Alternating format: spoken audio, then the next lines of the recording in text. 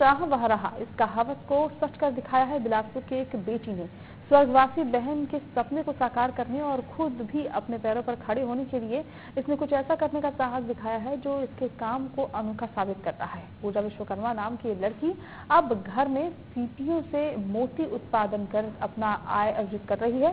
निःशुल्क प्रशिक्षण के जरिए दूसरों को भी आत्मनिर्भर बना रही है। चलते चलते इस रिपोर्ट को देखिए।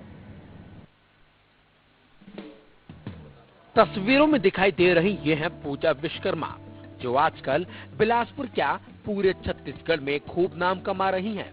अपने बुलंद हौसले के दम पर इन्होंने जो कर दिखाया वो दूसरों के लिए मिसाल साबित हो रहा है।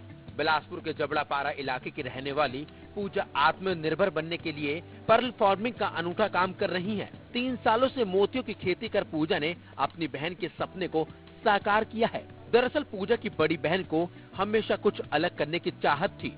इसी के चलते उसने मोतियों की खेती करने और उससे मिलने वाले पैसे से घर की समस्या दूर करने की ठानी, लेकिन एक हादसे में वो अपनी जान गंवा बैठी। अब उसके सपने को पूरा करने का काम कर रही है उसकी छोटी बहन पूजा। इन्होंने नागपुर से पर्ल फार्मिंग का कोर्स किया और अपने घर में मोती की खेती शुरू की। पूजा पर्ल फार्मिंग को जहां बेहतर व्यवसाय मानती है, वहीं इसे और भी ऊंचाइयों तक पहुंचाने की चाहत है, लेकिन आर्थिक रूप से कोई मदद न मिलने का इन्हें मलाल जरूर है।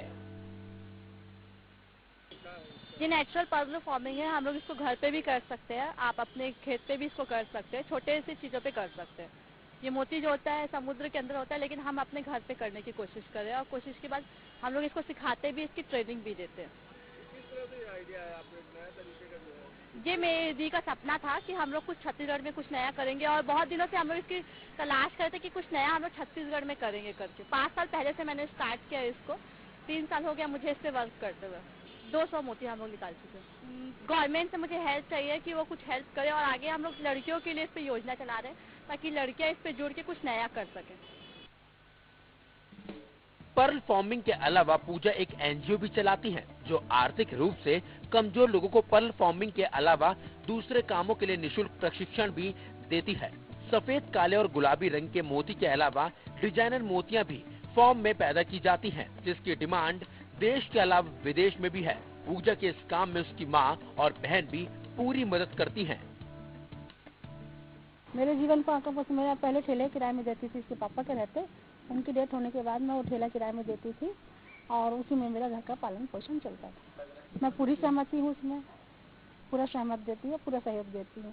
ये जो पूजा काम कर रही है उसकी बड़ी बहन का सपना था जो पूजा पूरा कर रही है। गर्व महसूस करूँगी और ये अच्छा काम है, कम लागत में इसमें पैसा भी कमाया जा सकता है और पूजा इसके ऊपर बहुत जाएगी और पूजा के ऊपर मेरे को बहुत ज्यादा कि छत्तीसगढ़ की पहली लड़की है जो अनोखा और अलग ढंग से काम कर रही है। मैं जैसे कि सर्जरी करना है, सबको लेकर आना है तलाश से, उस प्रकार का सहयोग करती है अपनी बहन को। हम लोग उसमें डूबना पड़ता है पूरा आधा और उसके हाथ डाल के हम लोग उसमें से निकालते हैं।